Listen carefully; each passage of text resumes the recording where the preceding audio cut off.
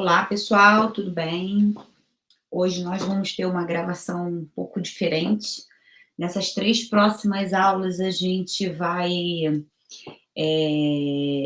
precisar muito do quadro, né? Então, eu vou precisar estar aqui, próximo do quadro. Espero que vocês consigam ver, porque eu vou estar sempre falando do assunto, saindo da apresentação, para poder ir para o quadro, para que vocês possam ver, tá? Então, espero que a gravação fique boa. Bem, nessa aula de hoje, a gente vai falar sobre técnicas de demonstração. Até agora, a gente viu toda a parte de conjuntos, a parte de princípio aditivo e multiplicativo, né, que é toda a parte de análise combinatória. Depois nós vimos toda a parte de lógica, que é a lógica proposicional e a lógica de predicado. E agora a gente vai falar das técnicas de demonstração, que estão pouco associada à lógica, mas é de outra forma que a gente vai abordar, certo? Então, a gente vai iniciar fazendo a seguinte pergunta: o que é uma demonstração? Bem, a demonstração, se a gente for pensar, quando a gente falou lá de lógica, a gente vai ver que demonstração nada mais é que validar um argumento, certo? Então, é uma maneira pela qual uma proposição é validada através dos argumentos formais, certo? Então, a gente tem o seguinte: onde a gente utiliza as técnicas de demonstração? A gente tem que, na ciência da computação, uma demonstração ela pode ser utilizada para se ter certeza que de um determinado algoritmo funciona de acordo com sua especificação. Como que funciona isso, na verdade? Vocês vão ver o seguinte, que vocês estão aprendendo a programar, né? Não sei qual é a linguagem que vocês estão aprendendo a programar, mas eu acredito que seja Python. E vocês vão exatamente aprender a linguagem. Para você aprender a linguagem, né?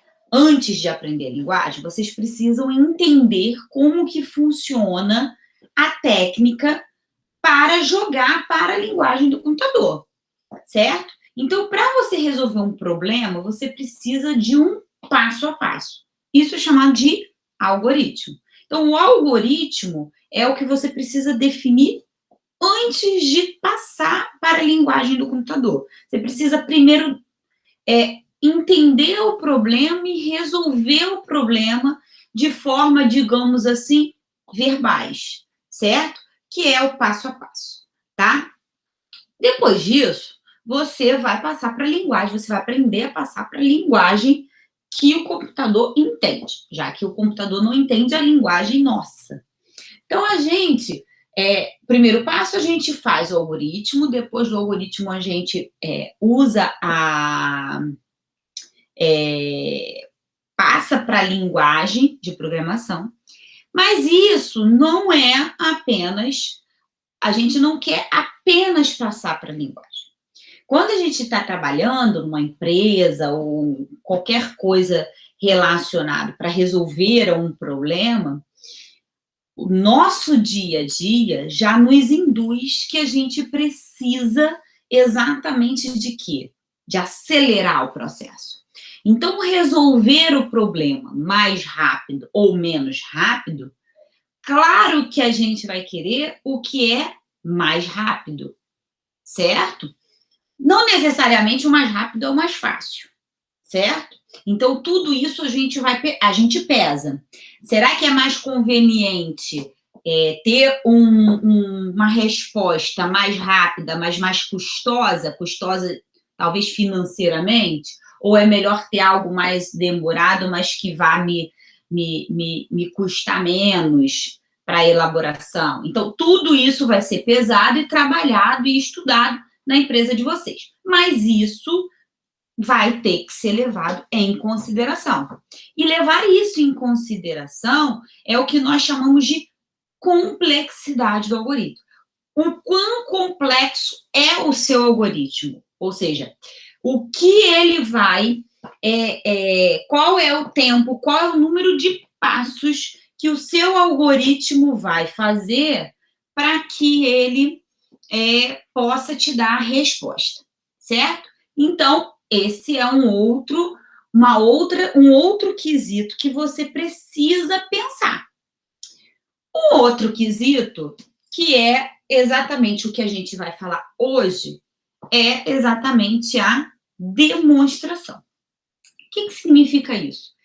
Para você saber se realmente o algoritmo que você está fornecendo é o algoritmo que responde para qualquer entrada do problema, ele te dá a solução, ele te dá a resposta, você precisa utilizar uma técnica de demonstração formal, certo? Então, é o que a gente vai aprender a fazer. Não vamos aprender a fazer no algoritmo, mas a gente vai ver que a gente utiliza essa técnica para fazer a prova quando a gente está falando de um algoritmo. Então, exemplos de algoritmos que foram validados utilizando-se argumentos formais. A gente tem algoritmos de ordenação, então talvez vocês já tenham falado aí de algoritmo do Quicksort, do Bubblesort, Heapsort, nós temos o Mergesort, são vários algoritmos que foram provados usando argumentos formais. Algoritmos de busca de dados, né, em bases de dados. Algoritmos para árvore geradora mínima também é um outro algoritmo que a gente prova, né? O algoritmo prova que para qualquer entrada do problema ele me dá a resposta utilizando de argumentos formais. E algoritmos de compressão de dados. Bem, dei vários exemplos de algoritmos que realmente funcionam validando dessa forma, certo? E aí, a gente precisa entender como que funciona. O que significa um teorema? Vocês já ouviram falar, mas talvez vocês não tenham certeza do que seja um teorema. O objetivo básico de uma demonstração é a proposição que a gente quer demonstrar, que a gente quer validar, tá? E essa proposição, ela é chamada de teorema, certo? O teorema, ela é dividida em duas partes. A parte que nós chamamos de hipótese e a parte que nós chamamos de tese. Se a gente for observar, lembra lá a lógica, né? Onde a gente tem a hipótese, ou seja, onde a gente tem aquilo que realmente é uma afirmação, que é verdadeira, e a gente tem a tese, que é a nossa conclusão, que é o que a gente quer mostrar, dado que a hipótese é verdadeira, certo? Então, a hipótese é onde a gente encontra as informações conhecidas do teorema, e essas informações são todas tomadas como verdadeiras, que tem para demonstração, e a tese é exatamente a parte do teorema que a gente quer validar, né? É a partir da hipótese que a gente vai utilizando uma sequência de demonstrações, de argumentos formais, que busca a demonstração do que a gente quer, a conclusão, tá? Então, a gente vai ver que o teorema ele vai poder ser sempre escrito da seguinte forma: hipótese implica, logicamente, na tese. Então, qualquer afirmação que você queira provar, demonstrar, você vai poder colocar nesse formato aí de hipótese implica, logicamente, em tese. Em algumas circunstâncias, os teoremas têm outros nomes, que vocês também já devem ter visto em livros, quando vocês estavam estudando, que são lema e corolário. Quando que é um lema? O lema é exatamente quando a gente pega a parte de uma demonstração de um teorema e vai ser utilizado para provar o teorema. Então, o que significa isso? Significa que eu tenho exatamente um teorema grandão, um cara grande para demonstrar, e a gente pega esse cara e começa a verificar que ele está maçante, porque a prova está muito grande. O que a gente faz? A gente observa o seguinte: tem partes ali daquela prova que você pode jogar para cima, que a gente pode fazer em pequenas partes. Quando a gente faz isso, a gente chama cada partezinha dessa de teorema principal, o teorema maior. A gente acaba somente citando o lema, já que o lema já foi provado, certo? E quando é corolário? Corolário é uma consequência imediata do teorema, certo? Ou seja, é quando você provou um teorema e esse teorema gerou uma outra informação, que é uma informação que sai imediatamente do teorema. E é chamada, então, de corolário, certo? Exemplo. A soma dos ângulos internos de um triângulo é de 180 graus. Bem, a gente já sabe isso, né? A gente sabe que a soma dos ângulos internos de um triângulo é 180 graus, ok? E aí, isso é provado matematicamente, que isso é verdade, mas como corolário, ou seja, como consequência imediata, é o quê? Que cada ângulo de um triângulo equilátero vale 60 graus. Isso é dado por quê? Porque os três lados são iguais, logo, os ângulos são iguais, certo? E se eles são iguais, se a soma é 180, então cada um tem medida 60. Ok? Só um exemplo. E agora, a gente vai utilizar das técnicas. A primeira técnica que a gente vai aprender é a técnica que nós chamamos de técnica direta. Técnica direta de uma implicação P em Q é exatamente uma sequência de passos lógicos. O que significa isso, Raquel? Significa o seguinte, que você tem lá, hipótese implica em tese, você sabe que a hipótese é verdadeira, você vai manipulando a hipótese, usando o quê? Argumentos formais que são válidos, exatamente o passo a passo na lógica, até chegar em quem? A conclusão, certo? Então, você vai utilizando de passos lógicos.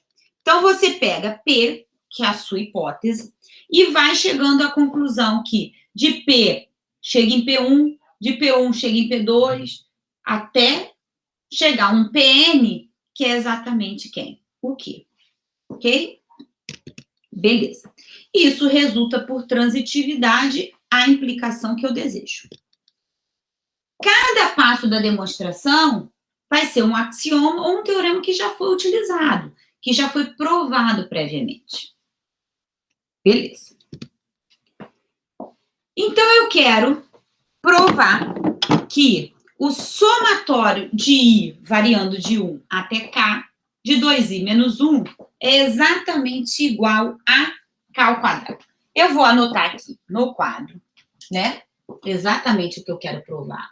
Somatório de I variando de 1 até K, de 2I menos 1. E isso é igual a K ao quadrado. Certo? Deixa eu pegar uma aguinha aqui.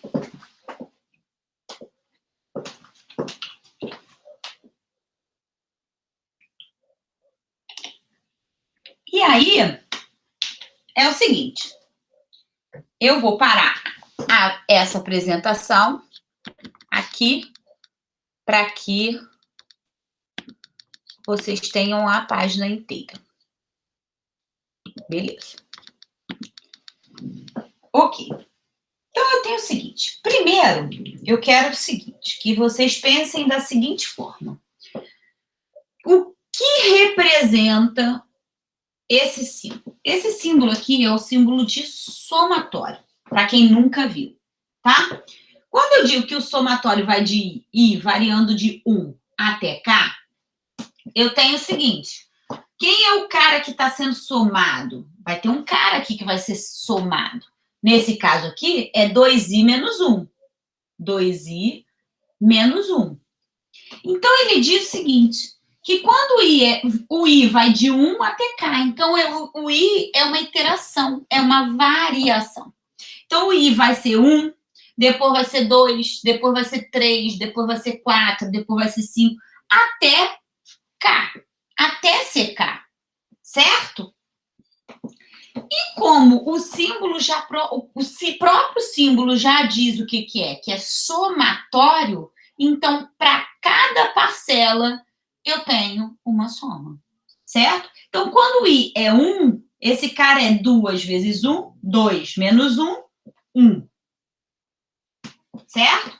Quando I é 2, 2 vezes 2, 4 menos 1, 3. Então, minha segunda parcela é 3. Minha terceira parcela, quando I é 3, 2 vezes 3, 6 menos 1, 5. Certo? Até o quem? O K. Quem é K? 2 vezes K menos 1. Certo? Então, meu último termo é 2 vezes K menos 1. Como ele é um somatório, eu somo as parcelas. Certo? Então, esse somatório aqui representa este somatório aqui. Então, a gente pode trabalhar com esse ou com esse. Certo? Então, eu quero provar que 1 mais 3 mais 5 até 2K menos 1 é exatamente igual a K ao quadrado. Então, isso aqui é igual a K ao quadrado.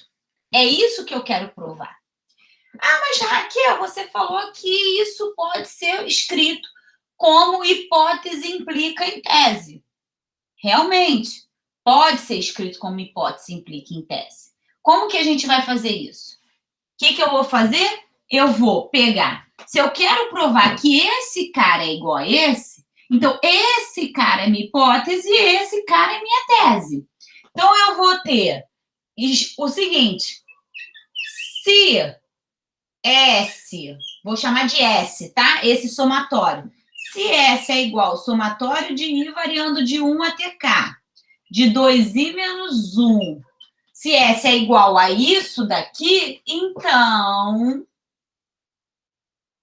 S é igual a quem? K ao quadrado. Então, é exatamente isso que eu quero, certo? Provar. Beleza. Então, agora eu vou provar. Então, eu vou escrever aqui, ó, prova. O que eu vou fazer? Hipótese. Então, quem é minha hipótese? S igual a... Esse cara é minha hipótese. Então, esse cara é a minha hipótese. E esse cara é a minha tese. Certo? Então, eu vou supor que é verdadeiro a minha hipótese. Então, suponha que S é igual ao somatório de I variando de 1 até K, de 2I menos 1. Vou supor isso. Então, isso é verdadeiro para mim, tá? Mas, então, aí eu quero chegar a K ao quadrado. Vamos ver como que a gente vai chegar a isso. Eu não tenho mínima ideia, Raquel, como é que eu faço isso? Não tenho nem... Calma, nós vamos chegar lá, tá? Vamos lá. Então, eu sei que S é igual a esse somatório. Então, se S é igual a somatório, S é igual a esse cara aqui, né?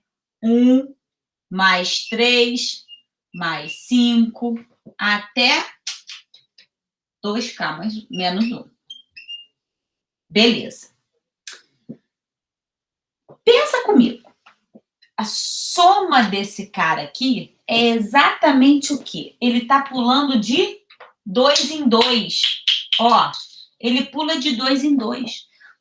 Raquel, então ele é uma progressão aritmética. Ele é uma progressão aritmética. De razão que 2. Eu posso usar, então, a fórmula da progressão aritmética de razão 2? Não. Por quê? Porque eu quero provar. Eu quero provar isso aqui. Então, não vale usar a fórmula da progressão aritmética. Mas eu vou dizer para vocês como que vocês provam qualquer progressão aritmética, tá? Então, a gente vai ver exatamente isso. Então, como que funciona? Uma soma é comutativa. Então, A mais B é igual a B mais A, certo? Então, se eu pegar todos esses caras aqui, o que é primeira parcela, jogar para a última, a segunda parcela, jogar para a penúltima, e assim vai, ou seja, eu vou trocar, ou seja, esse meu S aqui agora não vai ser mais 1, mais 3, mais 5, vai ser 2K menos 1. Quem é o anterior do 2K menos 1? Basta eu subtrair 2. Subtrair 2 daqui vai me dar quem? 2K menos 3. E assim vou fazendo até chegar a quem? A 1. Nada mudei aqui. Nada. Nada mudei aqui. As parcelas que tem aqui. Eu somente troquei. Certo? Quando eu faço isso, o que acontece? Se eu pegar a primeira parcela desse cara e somar com a primeira parcela desse cara, o que eu vou ter? 1 mais 2K menos 1, eu vou ter 2K. Se eu pegar a segunda parcela e somar com a segunda parcela desse cara, o que eu vou ter? 2K. Se eu pegar a terceira parcela com a terceira parcela que está aqui, eu vou ter 2K. Se eu somar com iésima parcela com a iésima parcela da outra, eu vou ter 2K. Se eu pegar a última parcela e somar com a última parcela, eu vou ter 2K. Quantas vezes eu vou ter 2K aqui? K vezes. Como é que você sabe disso, Raquel? Tá aqui. E vai de 1 a K. Quantas parcelas são? K. Certo? Então, quantas vezes o 2K apareceu? Quantas vezes? K vezes. Agora entendi. Então, se eu somar esse cara com esse cara, eu vou ter o quê? S mais S, 2S. Se eu somar essas parcelas K vezes, eu vou ter o quê? K vezes 2K. K vezes 2K. Ou seja, 2S é igual a quem? 2 vezes K ao quadrado.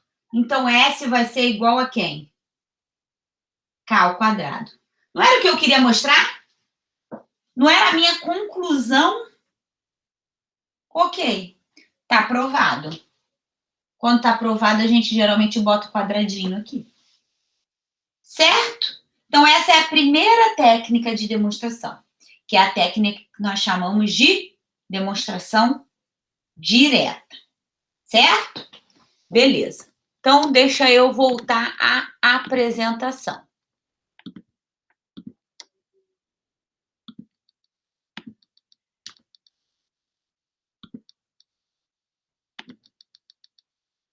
Beleza. Então, a gente agora provou o primeiro exemplo. Vamos ver qual é o próximo.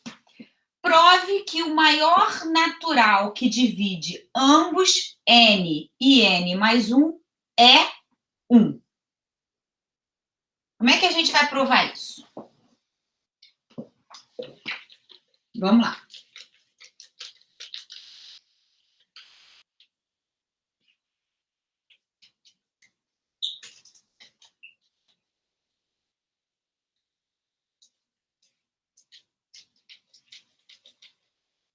Eu quero provar que o maior natural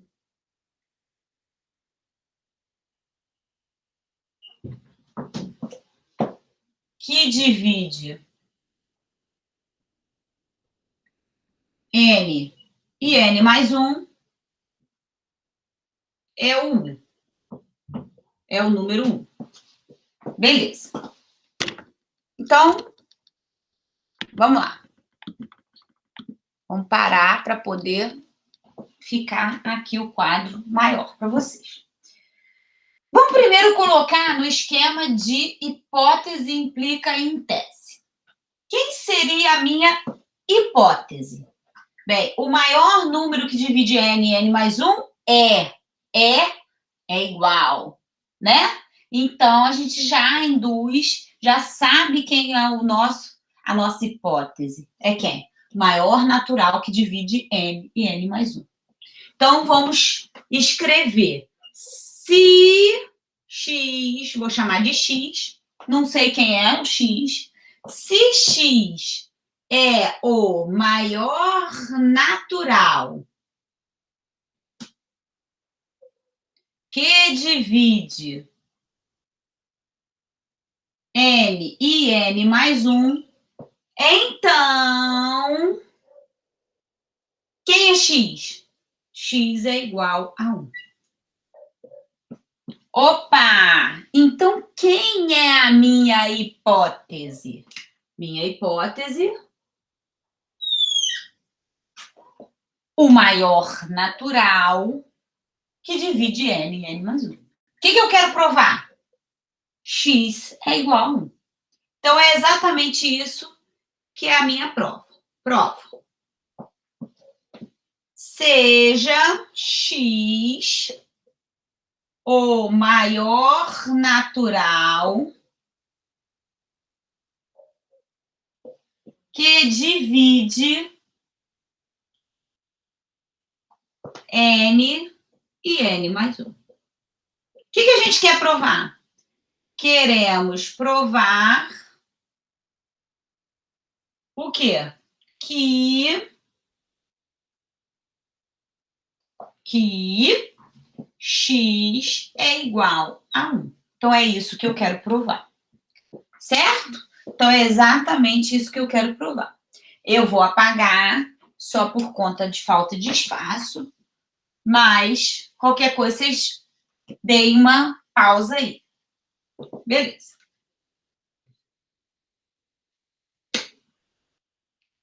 Vou apagar tudo. Quando eu digo que um número divide o outro, o que eu estou dizendo? Quando eu digo que x divide n, eu quero dizer isso aqui, olha. X barrinha n. Tá? Ou seja, quer dizer que n é divisível por x. Quando eu digo que x divide n, eu estou dizendo que x divide n, eu estou dizendo que n é divisível por x. Quando eu digo que n é divisível por x, eu estou dizendo que n é da forma x vezes um q. Um q quociente, um q inteiro. Que no caso, como x é natural, o q também tem que ser natural. Tá? Porque n é natural, q é natural. Tá bom? Beleza. Mas no caso aqui, no geral, q é inteiro. Tá? Então, quando eu digo isso, eu digo que x divide n, então, x barra n. Eu estou, então, dizendo que n é da forma x vezes q. Certo? Então, beleza. Então, vamos lá. Então, quando eu digo que x divide n, eu estou dizendo o seguinte, x barra n. Então, eu estou dizendo que n é da forma x vezes um q. Que é natural. Beleza. Mas eu tenho o seguinte, na minha hipótese eu tenho que x divide, é o número natural que divide n e n mais 1, ambos d. Então, se x, eu tenho que x também divide n mais 1. Opa! Então, se x divide n mais 1, eu tenho que n mais 1 é igual a um x vezes q'. Q' também natural. Ih, Raquel, deu nó. Por que esse Q', por que aqui Q' não pode ser Q? Vamos lá. Uma observação. Então, primeira observação. Q tem que ser diferente de que linha? Pois, se eles forem iguais, x é igual, confere? X é igual. X sendo igual e que sendo igual, n vai ser igual a n mais 1. Não existe número que seja ele e n mais 1, certo? Então, Q é diferente de que linha? Sempre, tá? Ok. Pois n e n mais 1 são números distintos. Números distintos. Beleza. Segunda observação. Essa é a número 1. Segunda observação. Que linha é maior? Ele é diferente. E não é igual. Né? Não é igual. Se é diferente, não é igual. Então, que linha é maior que quê? Que linha é maior que quê? Por quê? Porque x é igual a x. N mais 1 é maior que n. Então, que linha é maior que Q? Pois n mais 1 é maior que n. Certo? Se que linha é maior, aí eu vou botar aqui um ou seja, só para a gente entender. Ou seja, se que linha é maior que linha menos Q é maior que quem? Que linha menos Q é maior que 0. Ou seja, positivo. A diferença de que linha por Q é positivo. Certo? Porque se eu subtrair Q aqui e subtrair Q aqui, esse cara vai me dar 0 e eu vou ter Q' menos Q. Ok? Beleza. Então, vou apagar novamente.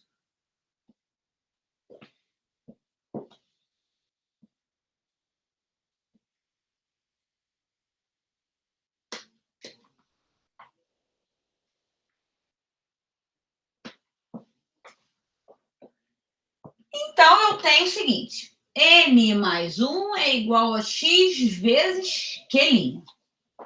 Eu tenho essa informação e tenho a informação de que N é igual a x vezes Q. Eu tenho essas duas informações. Eu posso pegar N é igual a x vezes Q e substituir N mais 1. Ou seja, eu sei que N mais 1 é igual a x vezes Q'. E N é igual a x vezes Q mais 1. Certo? Eu peguei esse cara aqui, que é igual a x vezes Q, e substituí aqui. Só isso que eu fiz. X vezes Q mais 1 é igual a x vezes Q'. Vou passar o x vezes Q para cá. Então, eu vou ficar com x Q' menos xq é igual a 1. Certo? Só passei esse x vezes Q para cá. Tudo bem? Posso colocar o x em evidência, tendo então o quê? X vezes Q' menos Q é igual a 1. Eu não estou fazendo uma análise em x, então vou colocar o x em evidência. Vou evidenciar o x. Então, x é igual a quem? 1 sobre Q' menos Q. Esse cara pode acontecer por quê? Por que pode acontecer esse cara? Justamente porque Q' menos Q é maior que 0. A gente viu na observação. Então, esse cara aqui é maior que 0. Opa! Esse cara sendo maior que 0, o que vai acontecer? Esse cara, conforme cresce muito, esse cara vai tendendo a ser o quê? 0. Porque quanto maior o denominador de um número, onde o numerador é 1, o que vai acontecer? O x vai estar o quê? Mais próximo de quem? Vai ser maior, vai estar entre 0. Nunca vai ser 0, porque o numerador é 1. Certo? Então, x é maior que 0. É positivo. E esse cara nunca vai ser maior que quem? Que 1. Nunca vai ser maior que 1. Certo? O x sempre vai ser menor, igual a 1. Opa! Por que igual, Raquel? Porque quando Q' tiver diferença de uma unidade para Q, esse cara é 1. Certo? E 1 dividido por 1, x é 1. Certo? Ou seja, só vai acontecer dele ser 1 quando Q' tiver diferindo em uma unidade do Q. Certo? Nos demais casos, tiver diferindo mais, o que vai acontecer é que esses caras são... Vai aumentar o meu denominador. Aumentando o meu denominador, o meu número vai ser menor que 1. Certo? E não vai ser menor que 0. Ok? Beleza? E aí, opa! X é um número o quê? X é um número natural. Qual é o número natural que está entre 0 e 1, inclusive? X igual a 1. Ou seja, provado. Beleza? Ok. Então, agora vamos voltar à apresentação, para a gente fazer mais um exemplo.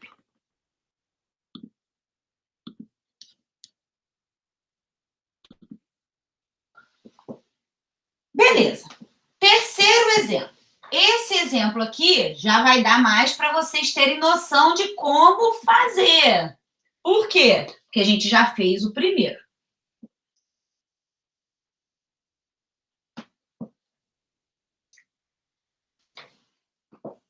Então, esse é o quê? Prove que 2 mais 5 mais 8 até 3n menos 1 é igual a 1 meio de n, 3n mais 1. Então, eu quero provar exatamente isso. Beleza. Foi? Então, vamos lá, vamos provar, né? Agora a gente já sabe quem é a hipótese, quem é a minha tese, já sabemos. Então, essa é a minha hipótese e essa é a minha tese. Então, vamos lá, vamos escrever para a gente aprender a escrever o tempo inteiro para que a gente possa conseguir colocar no papel. Então, seja se S for igual a 2 mais 5 mais 8 até 3n menos 1, então, quem vai ser meu S? 1 meio de n, 3n mais 1. Então, se isso aqui é verdade, então isso aqui é verdade. Então, eu vou partir daqui, prova. Seja S igual a 2 mais 5 mais 8 até 3n menos 1. 3n menos 1. Beleza. Show. Novamente. 2 mais 5 mais 8. O que está acontecendo aqui? O que está acontecendo? Estou pulando o quê? 3. De 3 em 3. Certo? Pô, se estou pulando de 3 em 3, então é uma progressão aritmética. Então, nós temos que provar a progressão aritmética. Se é uma progressão aritmética, eu então vou fazer a técnica lá que eu ensinei na primeira questão, que é o quê? Trocar as minhas parcelas. O que é o último passa a ser primeira, o que é penúltima passa a ser segunda, e assim até a primeira, que era a primeira parcela, passar a ser última parcela. Então, meu S vai ser exatamente quem? 3n menos 1 mais. Quem é o anterior do 3n menos 1? 3n menos 1 menos 3, porque pula de 3 em 3. Então, vai ser o quê? 3n menos 4. Menos 1 com menos 3, menos 4. Mais, até quem? 2. Até o 2. Se eu pegar essa primeira parcela e somar com essa primeira parcela, eu vou ter 2 mais 3n menos 1 vai me dar 3n mais 1. Opa! 3n mais 1. Mais segunda parcela com segunda parcela. 3n mais 1. Por quê? 3n menos 4 mais 5, 3n mais 1. Vou fazendo isso até a última parcela. 3n menos 1 mais 2. 3n mais 1. Quantas vezes isso repete? Olha aqui. O 2 é 3 vezes 1 menos 1. O 5 é 3 vezes 2 menos 1. E assim até a última, que é 3n menos 1. Ou seja, eu tenho o quê? N termos. Então, se eu somar S com S, vai me dar 2S. 2S é isso tudo aqui. Então, 2S é igual ao quê? N vezes 3N mais 1. Opa! Quem vai ser meu S? O 2 divido por 2 vai me dar 1 meio de N, que multiplica 3N mais 1. Como eu queria demonstrar. Certo? Beleza. Então, agora, nós vamos para mais uma técnica. Que é a técnica da contrapositiva. A técnica da contrapositiva é o seguinte. A gente sabe que a contrapositiva de P implica em Q é o quê? Não Q implica em não P.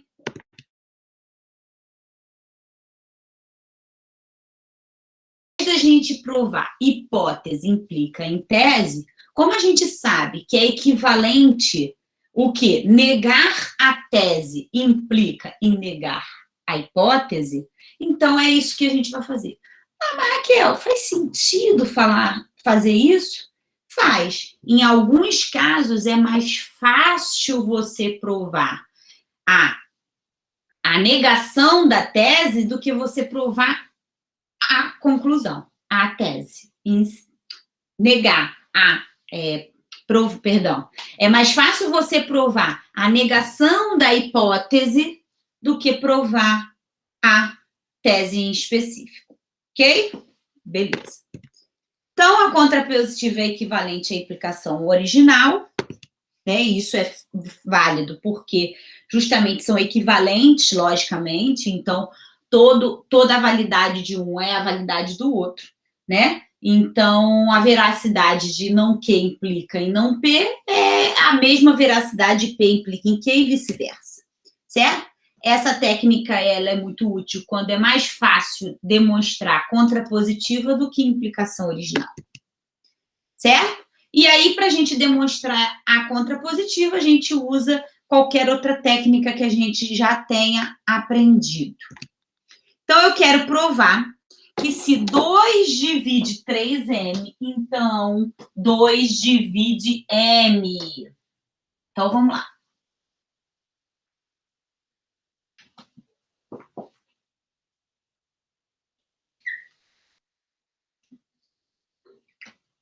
Beleza. O que eu quero provar? Que se 2 divide 3M, então 2 divide M. Isso que eu quero provar.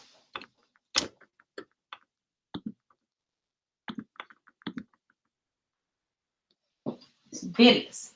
Então, quem é a minha hipótese? Aqui já está induzido, né? Essa é a minha hipótese e essa é minha tese. Lembra que isso aqui é divide. Então, 2 divide 3M quer dizer que 3M é divisível por 2. ok? Então, a prova. Prova é, suponha, e aí eu quero provar pela contrapositiva, tá? Então, não vou nem botar suponha inicialmente, vou botar provaremos utilizando provaremos pela contrapositiva. Pela contrapositiva. Ou seja,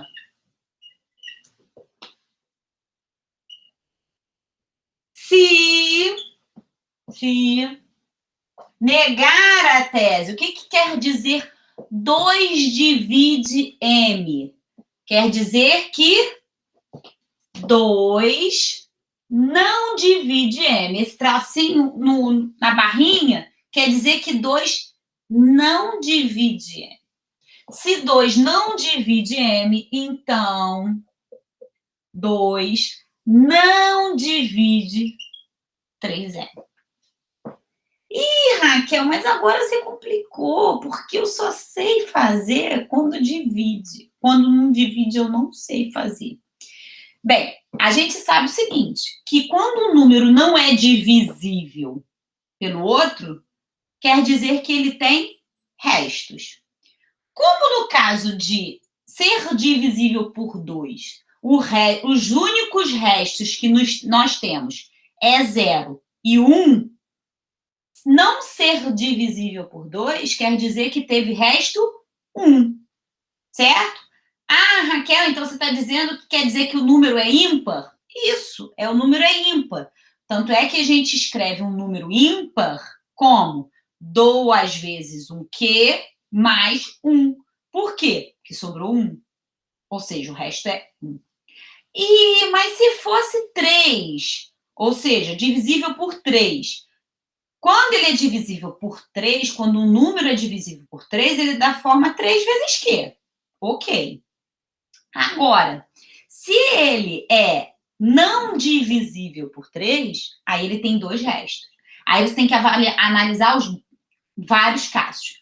Aí a gente tem que o número ou ele é da forma 3Q mais 1, ou ele é da forma 3Q mais 2. Certo? Ok. Então, vamos lá.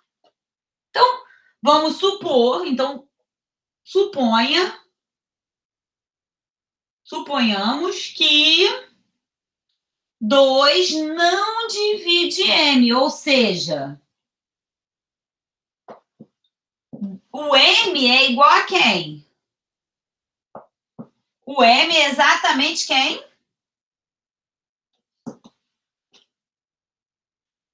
3 vezes Q mais 3, não, perdão, desculpa. 2 vezes Q mais 1. Certo? Porque ele não é divisível por 2. O M não é divisível por 2. Ou seja, então eu sei que M é da forma 2Q mais 1, onde Q é 1 inteiro. Ok? Beleza. O que a gente quer provar? A gente quer provar, queremos mostrar que 2 não divide 3M. Isto é, 3M é da forma o quê? 2 vezes um Q' mais 1. Onde Q' é o inteiro. Q e Q', não estou preocupada em saber quem são, certo? São números quaisquer, que são inteiros. Só essa observação. Então, beleza. Então, eu vou apagar aqui em cima, só para a gente ter essa informação aqui de baixo. Então, eu tenho o seguinte, eu tenho que M é igual a 2Q mais 1, e eu quero mostrar que 3M é da forma 2Q' mais 1. Beleza. Então, vamos olhar para 3M. Eu vou partir de 3M e tenho que chegar que ele é um número ímpar. Mas eu sei que M, por hipótese, Por hipótese, quem é M? 2 vezes Q mais 1. Então, eu tenho que 3 vezes 2Q mais 1. Certo? 3 vezes 2, 6. 6Q. Mais 3 vezes 1, 3. Opa! Eu preciso colocar na forma de 2 vezes 1 quelinha, quem eu quiser, desde que seja inteiro, tá? Opa, então eu tenho o seguinte, 6Q é igual a 2 vezes 3Q, certo? 6 é 2 vezes 3Q. E mais 3? Mais 3 eu não tenho como fazer, eu não consigo. Mas eu consigo escrever 3 da forma que sobre um cara, porque eu sei que precisa sobrar um, porque eu preciso provar que ele é ímpar. Ah, então 3 pode ser escrito como 2 mais 1. 3 é igual a 2 mais 1. Opa! Tenho 2 aqui, tenho 2 aqui. Então, posso colocar o 2 e evidência. Quem sobrou aqui? 3Q. Quem sobrou aqui? O 2 é igual a 2 vezes 1. Então, sobrou quem? 1. Ih, não entendi não. Não entendi o que você fez. Volta pra você ver. 2 vezes 3Q, 6Q. 2 vezes 1, 2. Então, toda vez que eu tiver um número 2, 3, 4, 5, ele pode ser escrito como sendo 5 vezes 1. 10 vezes 1. 10 é igual a 10 vezes 1. 1000 é igual a 1000 vezes 1. Certo? Então, geralmente, quando a gente bota em evidência, é exatamente por isso. Por isso que aparece o 1. Beleza. Mais quem? Mais 1. Opa! Raquel. Q inteiro. Porque Q vem lá de... Por ser ímpar, do 2 não divide N. Então, Q inteiro. 3 é inteiro. Multiplicação de inteiros é inteiro. 1 é inteiro. Soma de inteiros é inteiro. Então, esse cara todo aqui é um inteiro. Sei quem é? Não. Me interessa? Não. Não me interessa. Eu só sei que ele é um inteiro. Se esse cara aqui é um inteiro, então esse cara aqui eu posso chamar de quem? De quelinha. Então, esse cara aqui é 2 vezes quem? Quelinha. Mais 1. Onde quelinha é o inteiro. Logo, 2 não divide 3M. Por quê? Porque eu provei que 3M é um ímpar. Certo? Beleza. Então, vamos lá. Próximo.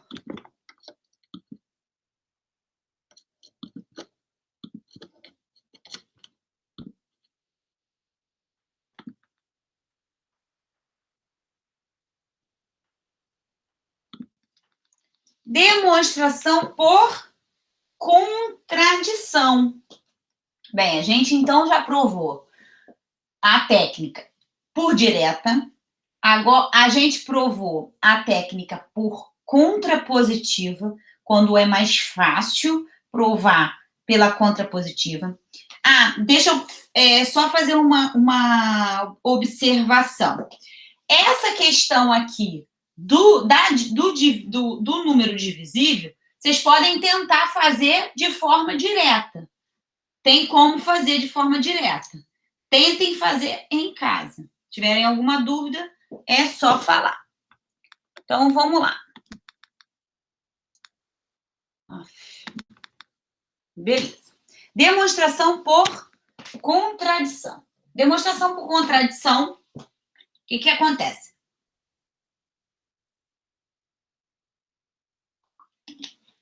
Ela envolve a gente supor, por absurdo, a afirmação a ser demonstrada, ou seja, a minha tese. Então, vou fazer o seguinte.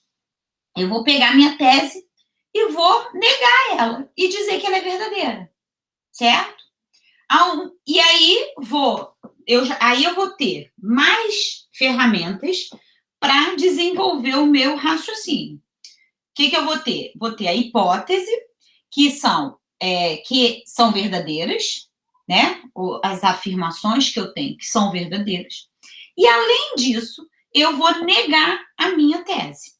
Ao negar a minha tese, se aquilo for verdade, se aquilo realmente é o que eu quero provar, então eu vou chegar em alguma conclusão contraditória, certo?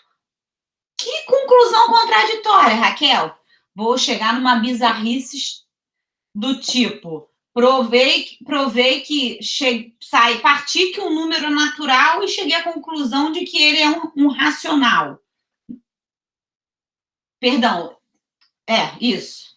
Ele é um número natural e cheguei à conclusão de que, na verdade, ele era um número racional e não natural. Por exemplo, que mais? Deixa eu pensar. Partir da ideia de que 2 mais 2 é igual a 4, mas cheguei à conclusão de que 2 mais 2 é igual a 5. Errado, não tem como, isso é falso, certo? Então, a gente vai ver como que funciona isso, para a gente chegar a essa contradição, tá? E a contradição obtida implica que a hipótese absurda é falsa e, portanto, a afirmação de fato é verdadeira. Por que isso acontece? Porque a gente sabe que a minha hipótese é verdadeira. A hipótese é verdadeira. Então, a única coisa que pode ser falsa é o que você negou. Mas negar algo, negar e negar algo é algo, certo? Lembra da dupla negação? Não de P é P, certo? Então é isso. Então é exatamente isso. A gente tem, no caso de uma implicação, P implica em quê? A gente tem exatamente negar P ou Q. Então, uma das duas é verdadeira, certo? E negar isso é exatamente dizer o seguinte, ó. P tem que ser verdadeiro e não Q tem que ser verdadeiro, certo? Quando isso não acontece, você está negando. Então, você tem que chegar na conclusão de que a hipótese é verdadeira e a minha tese é verdadeira, já que você negou ela.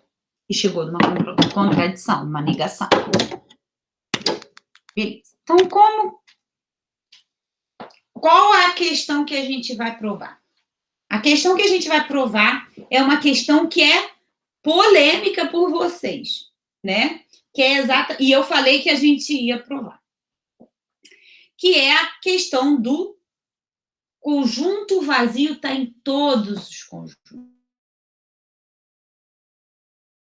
Vou escrever aqui, seja A um conjunto. Prove que vazio está contido em qualquer conjunto. Então, como é que você vai provar isso, Raquel? Vamos provar. Eu quero o seguinte, seja A um conjunto, ou seja, um conjunto genérico, ou seja, não estou especificando quem é o conjunto, seja A um conjunto, prove que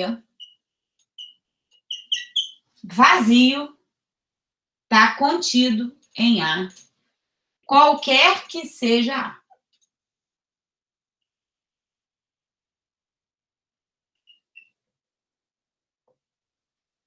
Certo?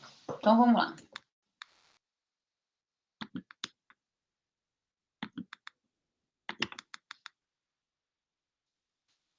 Beleza. Seja A um conjunto. Prove que vazio está contido em A, qualquer que seja o meu conjunto A. O que eu quero provar? Eu quero hipótese implica em tese. Então, essa é a minha hipótese.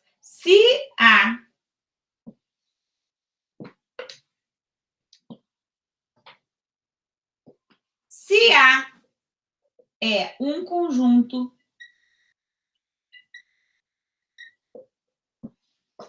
Então, se A é um conjunto, então, vazio está contido em A. Certo? Qualquer que seja A.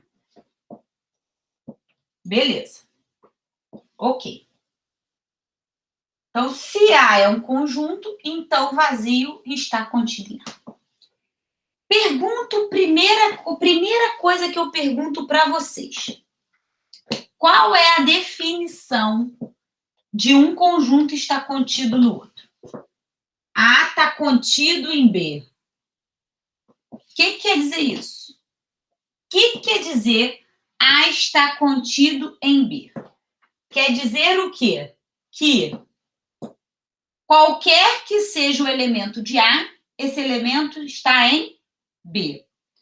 Para todo X pertencente a A, X pertence a B. Confere isso? Se A está contido em B, quer dizer que para todo X pertencente em A, X pertence a B. Não é isso? Ok.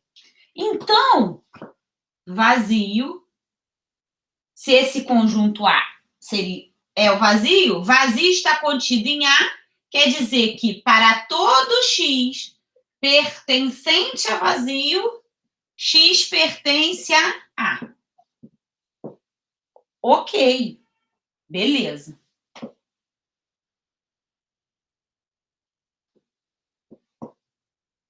Faltou uma coisa, gente, calma aí. Faltou aqui, eu tenho uma hipótese. Deixa eu voltar aqui essas informações aqui. Vou pegar essa informação aqui agora. Porque eu quero provar por absurdo, certo? Então, se eu quero provar por absurdo, eu vou escrever antes o que eu quero provar, tá? Então, eu quero provar o seguinte, que se A é um conjunto, então vazio está contido em A. Se eu quero provar por absurdo, eu tenho a minha hipótese, ou seja A um conjunto, e eu quero provar que isso é falso, ou seja, vazio não está contido em A. Então, se eu quero provar por absurdo, eu tenho que negar a minha tese. Então, eu vou botar o seguinte. Vou apagar aqui. Eu vou escrever isso aqui de novo. Suponha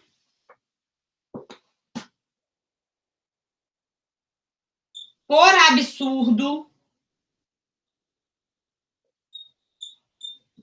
suponha por absurdo que vazio não está contido em A. Certo? Vazio não está contido em A. Então, vazio não está contido em A. Ok. Então, estou supondo por absurdo. E seja A um conjunto. Então, e seja A um conjunto. Seja A um conjunto. Beleza. Na verdade, eu não preciso da informação de que vazio está contido em A. Eu preciso da informação de que vazio não está contido em A. Então, eu sei o seguinte. O que quer dizer A não está contido em B? A não está contido em B. O que quer dizer isso? Bem, A está contido em B quer dizer que para qualquer elemento de A, ele é elemento de B. A não está contido em B quer dizer o quê? Que existe um elemento que está em A, existe um elemento que está em A e que não está em B. Confere? Certo? Beleza. O que quer dizer, então, vazio não está contido em A? Quer dizer que existe um elemento que pertence ao conjunto vazio e que não pertence ao meu conjunto A. Eu estou só colocando nesse formato aqui. Certo? Mas eu pergunto para vocês, qual é a definição de vazio? O que quer dizer vazio? Vazio é exatamente o conjunto em que, se X pertence ao meu conjunto universo, tal que o quê? Se X pertence ao universo, ou seja, X não pertence o quê? A vazio. Ou posso escrever de uma forma até melhor. Eu posso escrever o seguinte: conjunto vazio é um conjunto que o quê? Não está o quê? Não existe elemento que está nele. Certo? Então, o conjunto, eu vou botar aqui, ó. X pertence a U, tal que X não pertence a vazio. Certo? Para todo X pertencente a U, para ficar melhor, para todo X pertencente a U, X não pertence a vazio. Opa! Mas calma aí. Se para todo X pertencente ao conjunto universo, X não está em vazio, e existe um X que pertence a vazio, em que X não pertence a, há uma contradição. Por quê? Porque se aqui, para qualquer um que está em U, ele não está em vazio, como é que vai existir um que esteja? Então, aqui está o absurdo. Absurdo. Pois não existe elemento no conjunto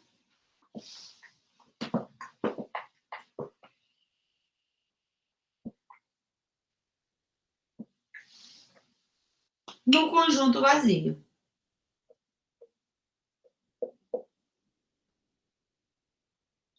Logo,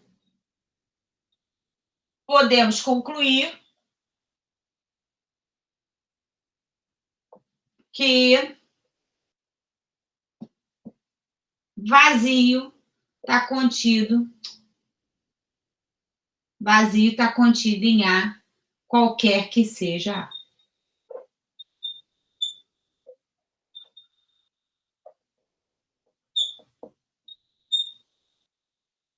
Provado. Certo? Beleza. Então, vamos lá.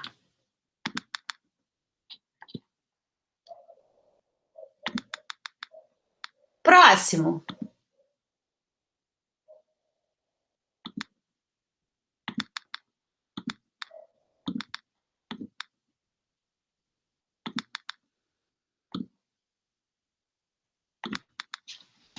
E para finalizar, é a demonstração por casos. Então, a gente viu técnica direta, nós vimos a técnica por contrapositiva, a técnica por contradição, e agora a gente vai ver a técnica que é demonstração por casos. O que significa demonstração por casos? A demonstração por casos é quando a gente não consegue provar de forma direta, sem particionar o conjunto universo, certo? A gente vai observar que tem casos em que a gente precisa particionar o conjunto em um número finito de possibilidades, desde que a união desses conjuntos, ou seja, a união dessas possibilidades, me gere meu conjunto universo, certo?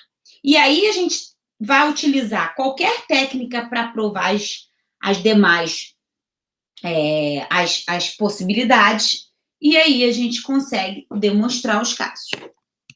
Então, para demonstração de cada caso individual, eu uso qualquer técnica que eu queira utilizar.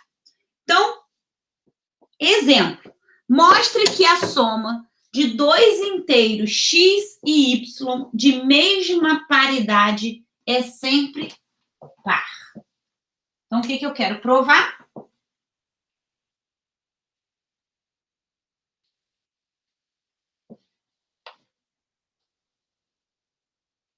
Que eu quero provar que mostre que a soma de dois inteiros x e y de mesma paridade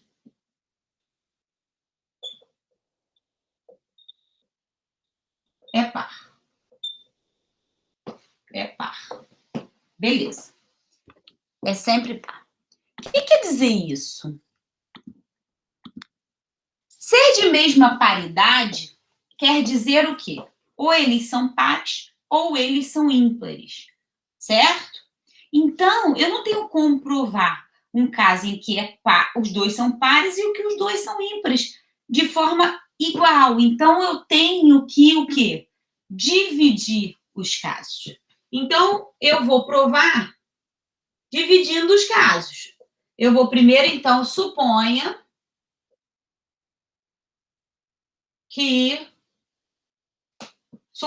dois inteiros x e y.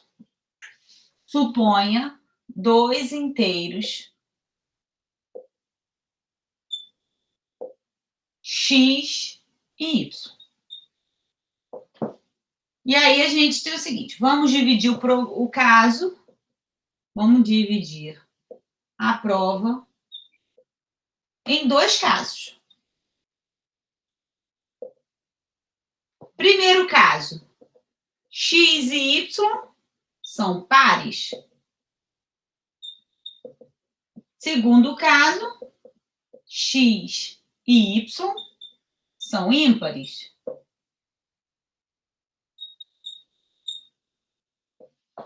São ímpares.